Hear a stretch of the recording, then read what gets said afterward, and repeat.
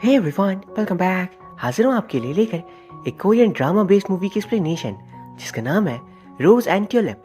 ये कहानी है एक बहुत ही फेमस पेंटर की जिसने सब कुछ हासिल कर लिया था जितना भी वो कर सकता था। लेकिन इतना सब हासिल करने के बाद अब वो क्या करने वाला है, इसके बारे में हम इस कहानी में जानेंगे। फिल्म की शुरुआत में हम नीरो नाम के बंदे को देखते हैं जो एक वर्ल्ड फेमस पेंटर था। उसे बिल्कुल भी फ्री टाइम नहीं मिल पाता था जिसपे वो थोड़ा रेस्ट कर सके। वो हर वक्त बिजी रहता था। उसकी असिस्टेंट प्लस उसकी दोस्त यंग उसे उठाने आती है ताकि वो अपने काम पे ध्यान दे। इस वीकेंड जापान में उसका एक बहुत ही बड़ा एग्जीबिशन होने वाला है जिसके लिए उसे प्रिपरेशन करनी पड़ेगी। वो फिलहाल कुछ भी करना नहीं चाह रहा था, लेकिन यंग उसे समझाती है कि वो चाहे कुछ भी करे लेकिन उसका रिप्लेसमेंट तो नहीं आ सकता। वहीं दूसरी तरफ जापान में देखते हैं कि हूबहू बिल्कुल नीरो जैसे दिखने वाले बंदा एक एग्जिस्ट करता है जिसका नाम था वॉन। टीवी पे नीरो के एग्जीबिशन के बारे में बताया जा रहा था और वॉन का दोस्त उसे बताता है ये पेंटर बिल्कुल तुम्हारे जैसा दिखता है। वो एक कोरियन स्टूडेंट था जो जापान में अपनी आगे की पढ़ाई करने आया हुआ था स्टूडेंट एक्सचेंज प्रोग्राम के थ्रू। वो लोग जापान पहुंच गए थे एंड यंग नीरो को बता रही थी कि एग्जीबिशन पे सबसे पहले उसे एक लाइव पेंटिंग बनाकर दिखानी पड़ेगी एंड फिर ही लोग आगे उसकी बनाई सारी पेंटिंग्स दिखेंगे। नीरो इस बात पे नाराज हो जाता है कि वो ये सब नहीं करने वाला। उसके बाद एक एम्प्लॉय यंग को बताती है कि नीरो की पेंटिंग्स को प्लेजराइज किया गया है, यानी दूसरे लोग नीरो की पेंटिंग्स को कॉपी कर खुद को क्रेडिट दे रहे हैं। इस बारे में यंग उसे बताती है और उसे पेंटिंग्स सिखाती है और उन फोटोज पर लिखा था महान पेंटर के काम को प्लेजराइज किया जा रहा है। यंग नीरो से कहती है तुम इतने महान हो इसलिए तुम्हें लोग कॉपी करते हैं। ये सुनकर वो नाराज हो जाता है और उसे जाने कह देता है। फिर वो अपने चेस्ट पे लगे ब्रॉच को टच करता है एंड उस ब्रॉच को उसे यंग ने गिफ्ट किया था।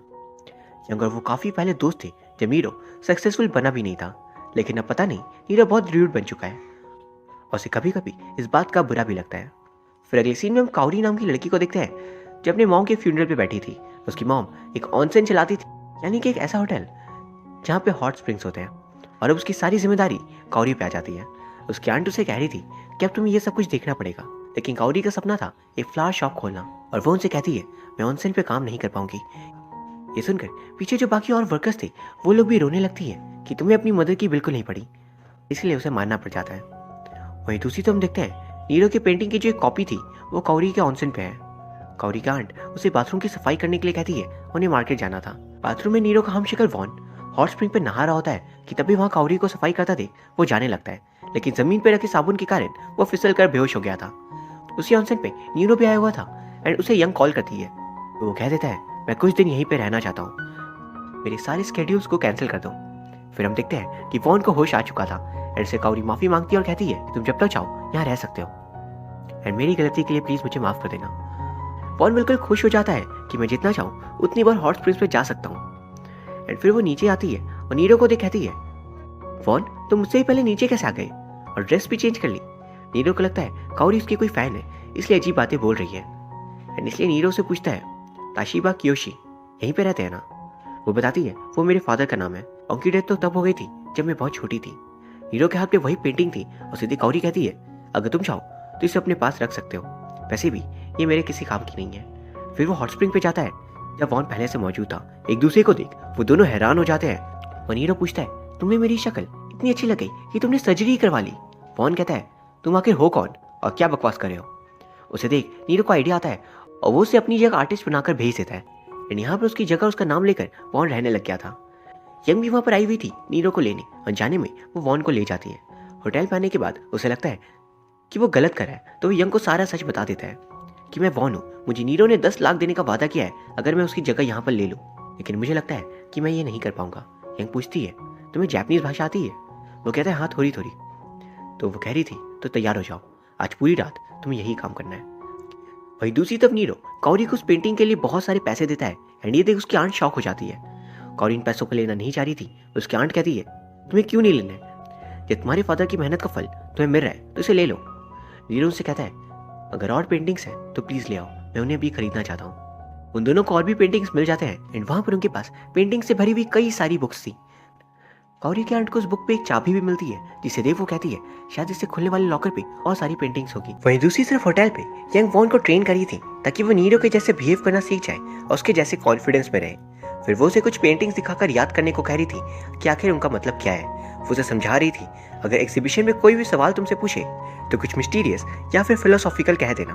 अगले सीन में हम काउरी और उसकी आंट को बाकी पेंटिंग्स लाता हुआ देखते हैं और उन सभी को नीरो खरीद लेता है। कौरी सिर्फ एक पेंटिंग वाली बुक को अपने पास रखना चाहती थी क्योंकि उन सभी बुक्स को उसकी मॉम ने उसके बर्थ ईयर पे पब्लिश करवाया था। वहीं दूसरी तरफ वॉन किसी तरह से उस होटल से भागने वाला था कि तभी यंग उसे देख लेती है। वो कह देता है कि मैं तुम्हारी हेल्प नहीं कर सकता, मुझे माफ कर दो। वो उससे इस बात पे रिक्वेस्ट करी थी। बेसिकली वो उससे कह रही थी कि प्लीज मत जाओ। ये सुनकर उसे गिल्ट फील होने लगता है और वो किसी तरह उसकी हेल्प के लिए मान जाता है। फिर वो उसे एग्जीबिशन की जगह दिखाती है कि कल यहाँ पे बहुत सारे लोग आएंगे एंड नीरो का यहाँ पर होना बहुत ही जरूरी है। ये सब देख वो कहता है कितना अच्छा लगता होगा ना जब इतने सारे लोग तुमसे प्यार करते हैं, तुम्हारे लिए अपना वक्त निकालते हैं। मैं तो सिर्फ एक नॉर्मल सा गरीब बच्चा रह गया था, फिर इंजीनियरिंग कर ली लेकिन जॉब नहीं लगी और बाकी दोस्तों की जॉब लग गई, इसलिए मैं स्टूडेंट एक्सचेंज प्रोग्राम के थ्रू यहाँ आ गया। मेरी किसी को कुछ खास पड़ी नहीं है और किसी को कोई ज़रूरत भी नहीं है, इसलिए जब तुमने कहा कि तुम्हें मेरी हेल्प चाहिए तब मैं सचमुच बहुत खुश और हैरान था। वो उसके इतने स्वीट नेचर को देख कहती है काश तुम असली नीरो होते।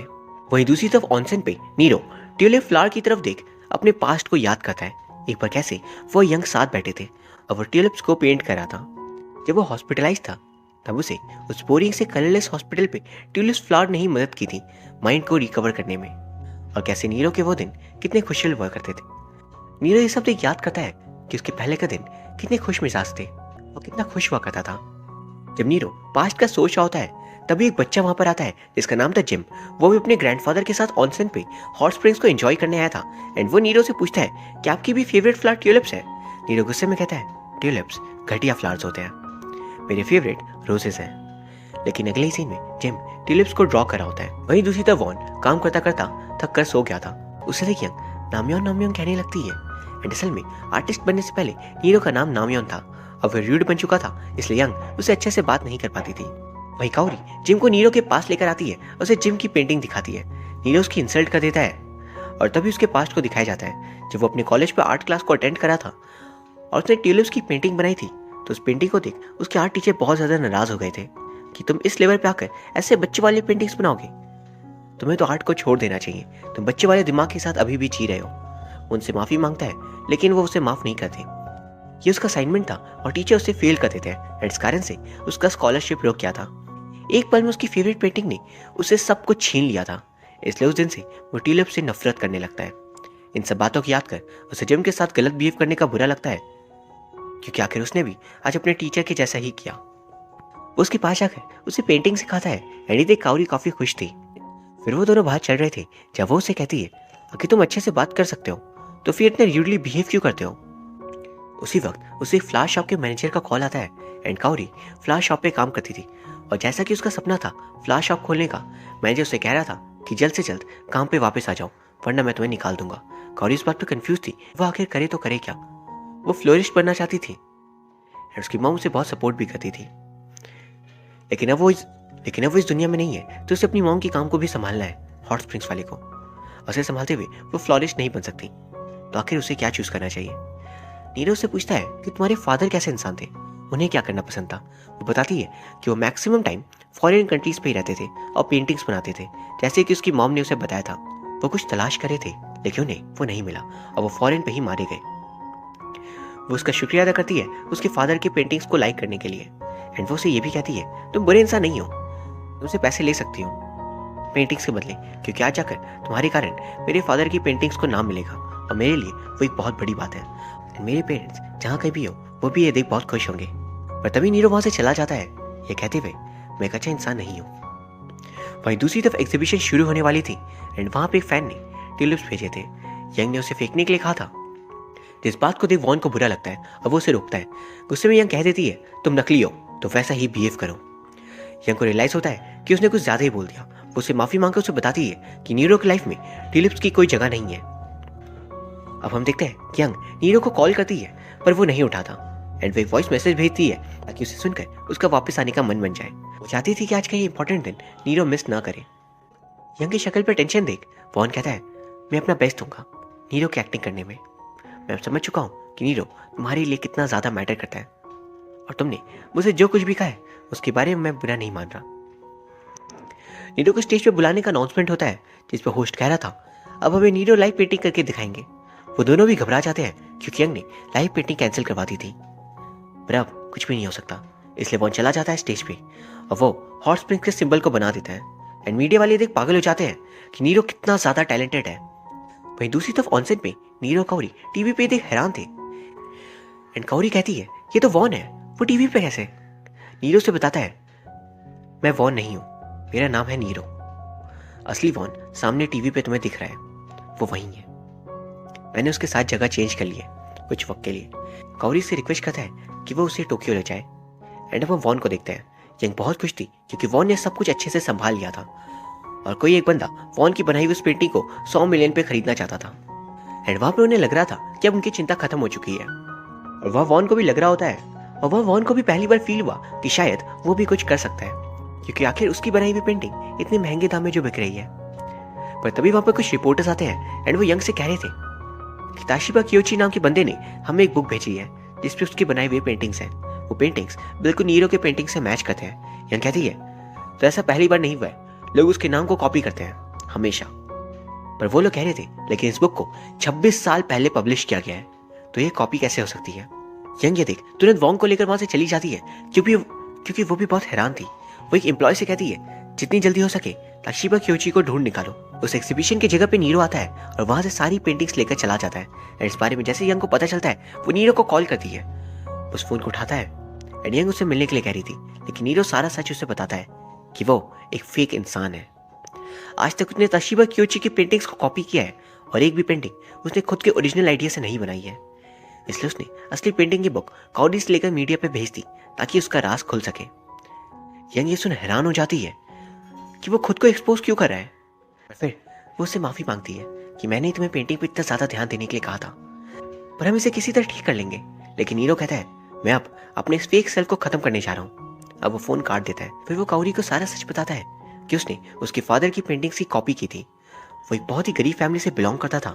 उसकी मॉम के पास उसके कॉलेज की फीस के लिए उतने पैसे नहीं थे, पर फिर भी वो एक्स्ट्रा काम कर उसके लिए पैसे जमा करती थी।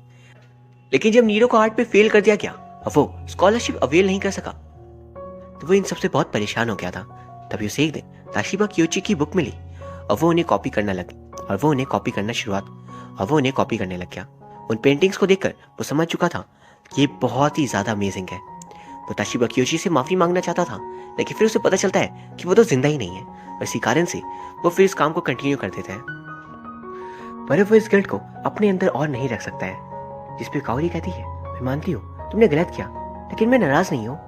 आखिर तुम्हारे कारण मेरे फादर की इन पेंटिंग्स को दुनिया ने देखा, उन्हें ये बहुत पसंद भी आई। तो मैं खुश हूँ ये जानकर कि मेरे फादर सचमुच बहुत ही टैलेंटेड थे और अगर आज मेरे पेरेंट्स जिंदा होते तो वो दोनों भी बहुत खुश होते। नीरो को यकीन नहीं होता आखिर कोई इंसान इतना अच्छा कैसे हो सकता है, एकदम सिंपल और दिल का साफ। पर फिर कौरी अंदर शॉप पे कॉफी लाने जाती है एंड बाहर आकर देखती है तो नीरो वहां पर नहीं था। फिर वो वॉन को कॉल करती है और इस बारे में बताती है। वहीं दूसरी तरफ नीरो समंदर के पास खड़ा था अपनी पेंटिंग्स लेकर। वो उन्हें जला देता है और याद कर रहा होता है कैसे उन पेंटिंग्स की मदद से वो फर्स्ट प्राइज जीत गया था एक बहुत ही बड़े कॉम्पिटिशन पे।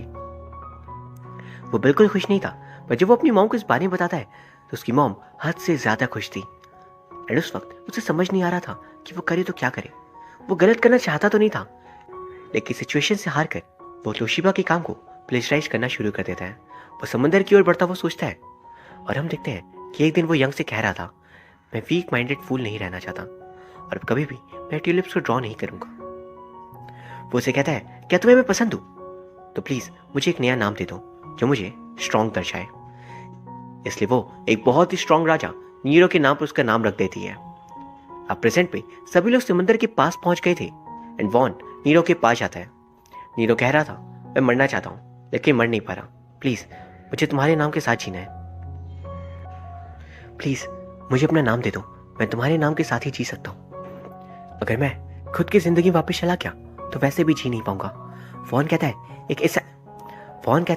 एक ऐसा इंसान जो कुछ नहीं कर सकता, जिसे दुनिया में कोई नहीं चाहता, तुम उसके नाम के अंदर रहना चाहते हो। वो जाकर उसे पंच करता है और कहता है तुम्हें पता भी है मिस यंग तुम्हारी कितनी फिक्र करती है, तुम इतने सेल्फिश कैसे हो सकते हो, किसी और के बारे में बिल्कुल भी नहीं सोचते। वॉन कह रहा था मैं यूजलेस था और मैं अपनी लाइफ से नहीं भागूंगा, मैं खुद को यूजफुल बनाऊंगा। एंड उसकी बातें सुन नीरो को भी अपनी गलती समझ आ रही थी और वो उसे माफी मांग लेता है। एंड अगले सीन में वो काओरी को उसके ऑनसेन के बेसमेंट में लेकर आता है, जिस जगह की वो चाबी थी। एंड वहाँ पे वो उसे उसके फादर की बनाई हुई बेस्ट पेंटिंग्स दिखाती है। उसके फादर ने काओरी और उसकी मॉम को साथ में बनाया था जब काओरी एक छोटी बच्ची थी। ये देख काओरी भी हैरान थी कि उसके फादर कितने ज्यादा टैलेंटेड थे। अब नीरो यंग के पास जाता है। अब नीरो यंग के पास वापस लौटता है और उसे माफी मांगता है। ये देख वो सोच रही थी कि नीरो कितना बदल गया है, अब वो पहले जैसा हो गया है। एंड अब हम देखते हैं काओरी ने ऑनसेन पे फ्लावर्स का भी बिजनेस शुरू कर लिया है। इस तरह से वो अपनी मॉम के बिजनेस को भी संभाल लेगी, अपने सपने को भी पूरा कर पाएगी। वहां पर वॉन भी आता है और उसे कह रहा था कि उसे भी काओरी के साथ ऑनसेन पे काम करना है। उसे रियलाइज हुआ कि वो सबसे ज्यादा हॉट स्प्रिंग से ही प्यार करता है और काओरी उसे अपने साथ काम करने के लिए अलाउ कर देती है।